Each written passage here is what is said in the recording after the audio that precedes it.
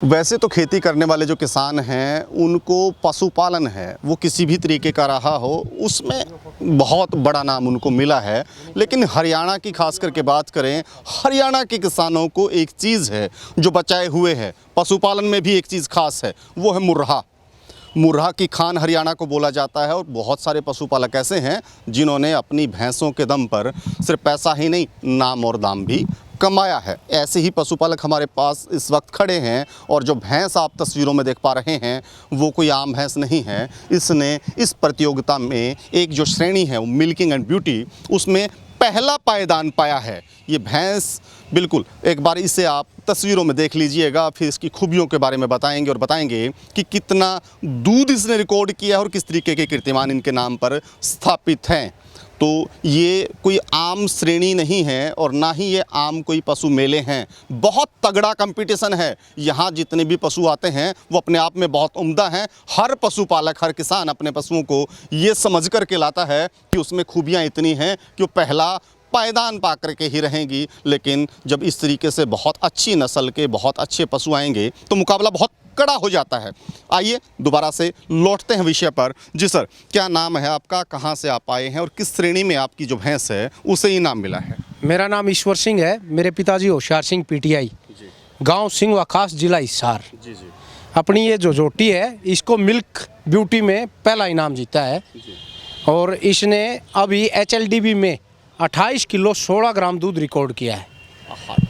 28 kilo 16 ग्राम बहुत ज़्यादा हो जाता है मेरे ख्याल। हाँ, ये एक रिकॉर्ड है जी। हाँ। अब तक के कोई पशु इसको तोड़ नहीं पाया है या फिर नहीं, कोई इससे भी ज़्यादा किसी का रहा है? हाँ, इससे भी ज़्यादा रहा है। अच्छा। इससे भी ज़्यादा रहा है 2-3 भैंसों का जिन्होंने अच्छा दूध निकाला है। लेकिन 6 दांत में इससे ज़्यादा दूध किसी ने नहीं। श्रेणियां हैं वो दांत का मतलब पशुओं का उम्र हो जाती है। 2 दांत की जो भैंस होती है, जोटी पहलन ब्याती है 2 दांत 4 दांत, वो 2.5 से और 3 साल होती है। ये 6 दांत है 3.5 साल की। 3.5 साल की पहली जोटी है अपने हिंदुस्तान की जिसने 28 किलो 16 ग्राम दूध निकाला है। और दूध के साथ एक रिकॉर्ड है जो ब्यूटी की भी फर्स्ट रही है। तो इसका ब्यात कौन सा रहा है अभी? ये दूसरे ब्यात में है। दूसरे ब्यात में है। तो अब कितना टाइम हो गया इसको ब्याह हुए? अब 5 महीने हो गए हैं। 5 महीने हो गए हैं। हाँ जी, 4 महीने की ये प्रेग्नेंट है। 4 महीने की प्रेग्नेंट है। ये जो नस्ल है किस उससे आपने जोटे से इसको क्रॉस करवाया था? सीमन कहाँ से लेके आए थे? किस नंबर का, किस क्वालिटी का रहा है? ये हमने है ना, इसका सीमन तो गांव में हॉस्पिटल में रखवाया था। लेकिन सरकारी जो सीमन आता है उसी का मान के चले, क्योंकि लोगों का अमूमन ये होता है कि वो इतनी अच्छी क्वालिटी नहीं होती है सरकारी। तो मान लिया जाए कि परिणाम सामने है। परिणाम सामने है। बाकी ये कहते हैं काली माई है, पता नहीं भगवान छप्पड़ पाड़ के किसके दे दे। तो इसके अलावा भी और पशु आप रखते हैं जो बहुत इसी तरीके की क्वालिटीज में रखते इससे हैं? पहले भी मेरे नाम एक रिकॉर्ड है अपने पूरे हिंदुस्तान का, जो मेरी भैंस फेमस रही है। माननीय प्रधानमंत्री श्री नरेंद्र मोदी जी ने स्वयं दिल्ली बुला करके हिंदुस्तान की एक भैंस को नेशनल अवार्ड से सम्मानित किया था, धन्नो रानी को। तो आपको ये बुलाया था कि भैंस को भी बुलाया गया? मैं भी साथ में गया था। भैंस को भी मेरे पिताजी भी थे। 10 आदमी इनवाइट किए थे पूषा मेले में। सिर्फ एक भैंस थी अपने हिंदुस्तान से, धन्नो रानी, जिसको नेशनल अवार्ड दिया था। प्रधानमंत्री श्री नरेंद्र मोदी जी भी, कृषि मंत्री जी भी, संजीव बाल्याण जी भी साथ में थे और वहाँ पर नेशनल अवार्ड देके सम्मानित किया था। कैटेगरी में अवार्ड आपको मिला था? वो हिंदुस्तान की सबसे सुंदर और दूधारू भैंस थी और लगातार 7 बार चैंपियन रही है, जो एक रिकॉर्ड है। भैंस 1 बार चैंपियन बनती है, 2 बार चैंपियन बनती है, उसके बाद पता नहीं ब्यात पड़े ना पड़े, उस टाइम ब्याई हुई ना हो या लंबा कंपटीशन नहीं लड़ सके। वो एक ऐसी भैंस थी जो 7-7 महीने की ब्याई और 6-6 महीने प्रेग्नेंट होते हुए भी मिल्क और ब्यूटी का कंपटीशन नहीं। मेरे ख्याल से बहुत बड़ी बात हो जाती है कि देश का प्रधानमंत्री पशुओं की श्रेणी में किसी पशु को बुला करके इनाम देता है। पहले मुझे नहीं लगता कि कुछ ऐसा हुआ है, या फिर इस तरीके के रेगुलर कार्यक्रम होते रहते हैं? नहीं, सिर्फ ये एक किस्मत समझो या अपने भाग्य में मेरी भैंस का समझो, हमारा समझो कि प्रधानमंत्री स्पेशल एक पशु को बुला के दिल्ली सम्मानित करने हैं, ये बहुत बड़ी बात होती है। कीमत तो बहुत बढ़ गई होगी। जिस भैंस को प्रधानमंत्री जी अगर आकर के इनाम देते हैं तो कीमत तो अपने आप ही बढ़ गई होगी। और उसमें गुण थे तो उसको, क्वालिटी थी तो उसको इनाम की कैटेगरी में वो गई थी। बिल्कुल बिल्कुल जी। किस तरीके के भाव उसके लगे? भाव लोगों ने ये कहा कि आप रेट बोलो, सूटकेस खोल देते थे पैसे की, रेट बोलो। लेकिन हमने कभी नहीं बोला। आप झूठ बोले कि मेरे को 2 करोड़ मिल रहे थे, 3 करोड़, ऐसा कुछ नहीं था। लेकिन भैंस की अगर हम कोई भी कीमत मांगते, लोग देने वाले थे हमारे पास। लेकिन हमने एक ये कसम उठाई थी कि भैंस को घर पे ही चुंदरी उड़ा देंगे, बेचेंगे नहीं। अब वो 17 बच्चे दे चुकी है। अब हमने उसको भिवाने से बंद कर दिया है। सुख चाहा तो एक दिन उसको हम पूरे अपने गांव गुआंढ में लड्डू लगाएंगे, खिलाएंगे उसके। उम्र कितनी है अभी भैंस की उसके? धन्नो नाम बताया आपने? रानी, उसकी उम्र होगी जी अब 22.5 साल। 22.5 साल उम्र हो गई है। हाँ जी। तो बहुत ज़्यादा उम्र हो जाती है हाँ, इसमें। बहुत ज़्यादा उम्र हो जाती है। ये सिर्फ एक घर पे रहने के कारण, अच्छी केयर होने के कारण इतनी लंबी उम्र केयर रही। का जिक्र किया, रख रखाव किस तरीके से करते हैं, क्या खिलाते हैं, कैसे ये पशु रहते हैं? आम एक धारणा बनी होती है कि पता नहीं ये तो गद्दों पे ही सोते होंगे, क्या ही खिलाते होंगे, किसी तरीके की चीज़ें इसको मुहैया आप करवाते होंगे। थोड़ा सा बता पाएंगे कि ये खाते क्या हैं, किस तरीके से आप इनको रखते हैं, क्या क्या सुविधाएं आप इनको देते हैं? ऐसा है जी, अगर कोई ये कहे कि वो चीज़ अलग खिलाते हैं, खिलाने में सिर्फ यही है जो पशुओं का चारा है, गेहूँ का दाना है, बिनोड़ा है, चने की चूरी है, छिलका है, सरसों का तेल है, गुड़ है, सिर्फ यही चीज़ें खिलाते हैं। एक्स्ट्रा कुछ नहीं होता है। एक्स्ट्रा सिर्फ होती है केयर, उसको किस टाइम नहलाना है, किस टाइम तेल लगाना है, किस टाइम तेल देना है, कितना खाना खिलाना है, उसकी सेहत कैसी है, वो अब कोई बीमार तो नहीं है, कुछ उसको चीज़ की ज़रूरत तो नहीं है। ऐसी चीज़ों का सिर्फ ध्यान रखना पड़ता है। और गद्दों की बात, हम सबसे पहले गद्दों पे हमने बैठानी शुरू करी थी भैंस, लेकिन गद्दे नहीं, भैंस के लिए सबसे अच्छा है रेत। बालू रेत में कच्चे में लौटेगी ना, वो इतनी बेस्ट रहेगी।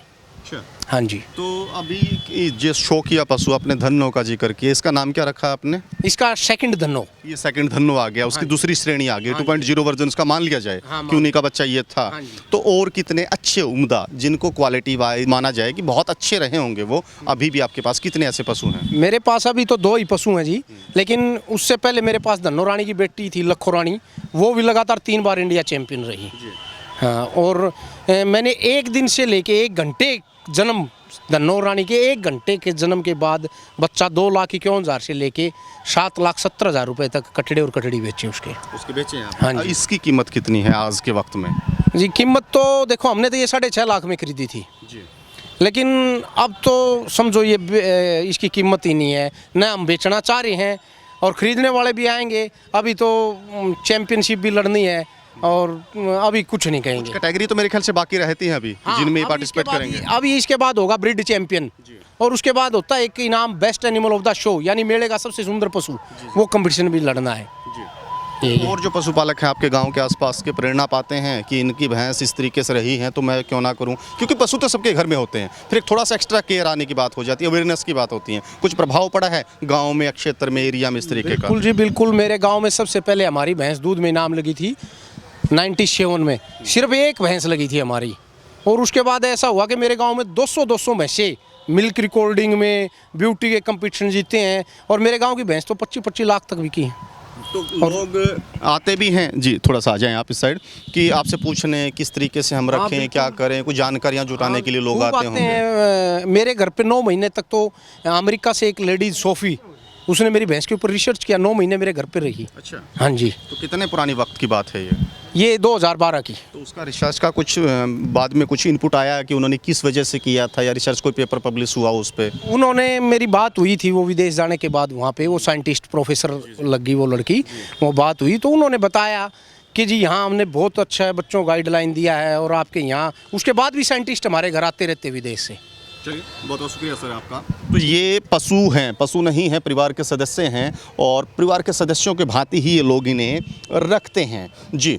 और क्वालिटी वाइज और जिस तरीके की चीज़ें यहाँ इन पशुओं में देखने को मिली हैं, उन्होंने इनके दाम भी बढ़ाए हैं और मान सम्मान अपने मालिक का भी बढ़ाया है। धीरे धीरे जो पशुपालन एक तरीके से मैं कहूँगा कि ख़त्म होने के कगार पर था, नस्ल धीरे धीरे ख़त्म होना शुरू हो गई थी। दूसरे प्रदेशों के जो किसान हैं उन नस्लों को ले जा करके वहाँ दूसरे प्रदेशों में व्यापार करने की कोशिश कर रहे थे। इस तरीके के आयोजन और इस तरीके से बढ़ती हुई कीमतें, इस तरीके से मिलता हुआ मान सम्मान इनकी दोबारा इज्जत बख्शने का काम कर रहा है और किसानों को आमदनी का जरिया बनाने की कोशिश हो रही है। अपने सहयोगी सुमन के साथ मैं रुद्रा राजेश कुंडू भिवानी।